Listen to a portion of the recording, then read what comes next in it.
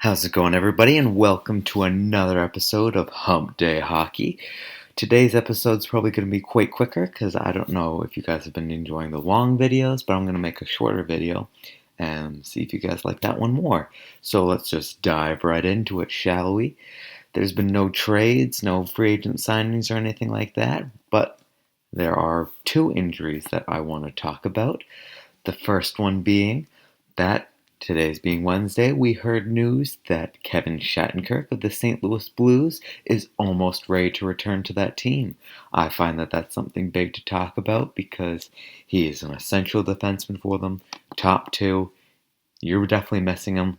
It will be great to have him back, in my opinion. It will only be good for the Blues. Nothing bad. And I said injury and ailments, I'm pretty sure, to begin this, because I'm not going to be talking about an injury next. I'm going to be talking about an ailment, as Ryan Getzlaf of the Anaheim Ducks is out with appendicitis. That's very unfortunate for him.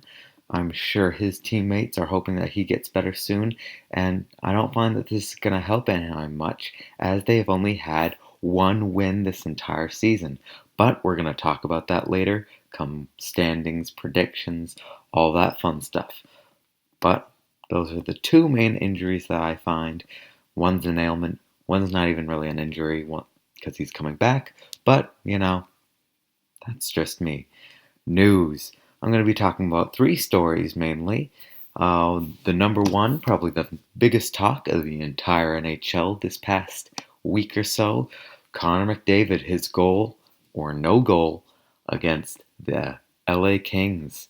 He had the chance of tying up the game and sending it to overtime, but apparently it was quote unquote no goal. Me personally, watching all the replays and everything, I found that it was a goal. All the replays that they showed, it looked like it went in, but they said it was inconclusive. And you know what? Fair enough. There were some angles where it was bad, but there was one photo that it showed pretty blatantly it was a goal. I thought it was a goal when I first saw it, but apparently it was no goal. You know what, Edmonton Oilers fans? These things happen. Connor McDavid, don't worry about it. You're going to be a great player. You're going to have tons more goals to come. No one's going to remember that. But that was a big topic. Another thing is, if you're a fan of Russian-born players, get ready because Alexander Ovechkin is set to pass Sergei Fedorov for the most goals scored by a Russian player in the NHL. Ovechkin has 480 so far in his career. Sergei Fedorov got 483. So look for Ovechkin to pass him probably within the next few games.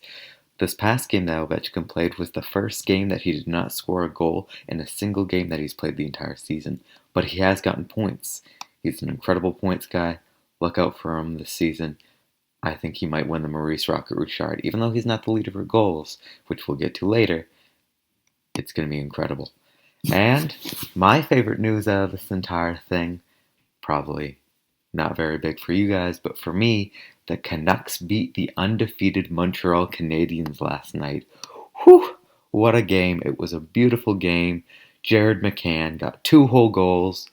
Ex-Montreal Canadian himself, Brandon Prust, got 2 assists. Way to be for the Canucks and Canadians in general. Too bad for the Canadians. They couldn't get 10 wins in a row to begin a season, but 9 wins in a row, that's impressive. No matter how you put it, that's very impressive. Good job for Montreal. Unfortunately, they couldn't get to 10 if you're a Montreal fan, but I'm a Canuck fan. I'm biased. I'm sorry. Standings, or as I wrote, stabnings, because I can spell. In the East, Montreal is leading the way with the record of 9-1-0. If they beat the Canucks, they would have been 10-0, but they're still the top team in the NHL. You gotta give them props for that. They've been playing out amazing. If the playoffs started today, Montreal would be number 1, then it would be the Rangers, Islanders, Capitals, Lightning, Panthers, Flyers, and my professor's favorite team, the Boston Bruins. Pittsburgh is barely out of contention of the playoffs, though. They're 11th in the East. Look for them to move up a few spots in this upcoming week. And Columbus, I was right with my prediction. They finally won 2 games. Congratulations for Columbus. Only up from there. For the West, Dallas is leading with a record of 7-2. Then it's the Predators, Blues, Wild, Blackhawks, Jets, Kings, and Canucks.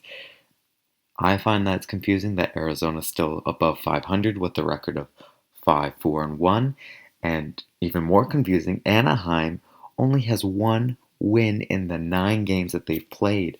What's going on in Anaheim? Clearly, the appendicitis has been hurting Getzlaf since the very beginning. Hopefully, there's your excuse.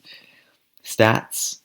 Jamie Benn is leading all NHL scoring with 15 points in 9 games and leading in goals as well with 8 goals in the last 9 games. Rookies, I'm sure you guys all have been paying attention to your rookies of your team. Connor McDavid and Max Domi are leading the way, however, in scoring for the rookies in the NHL. Each have 10 points in 10 games, so both Phoenix and Edmonton, well, not Phoenix, Arizona and Edmonton, you both are lucky that you're seeing a point a game player for your team, and they're a really young rookie. And for the goal leaders, it's McDavid of Edmonton, Duclair of the Coyotes, and Oscar Lindberg of New York Rangers. I didn't see that coming. Good for him. Awesome. Goalies, I'm going to be brief about this. Carey Price is statistically the best goalie in the NHL with 7 wins, a .945 save percentage, and 1.75 goals against average. Granted, there are 2 better goalies with a better goals against average than Price. That would be Corey Crawford with a 1.57 goals against average, and Martin Jones with a 1.69% goals against average. It's not percent, it's a goals against average. I'm losing it. I never had it. And finally, predictions for this week. Anaheim will continue to struggle because Ryan Getzlaf, unfortunately, out with his appendicitis. I find that you'll need him. He's a crucial piece to that team. Maybe they'll make a trade within the next week or two, but look for them to continue to struggle, unfortunately. And Pittsburgh, they're going to get better than the 11th in the East. It's going to happen. Don't worry about it, Pittsburgh. You'll do fine. Well, as usual, thanks a lot for watching my videos. I said it was going to be shorter. It's not that much shorter by the looks of it. It's going to be 8 minutes. That's about like 3 minutes shorter than usual. But, as usual, thanks for watching. Love you all. Have a great evening.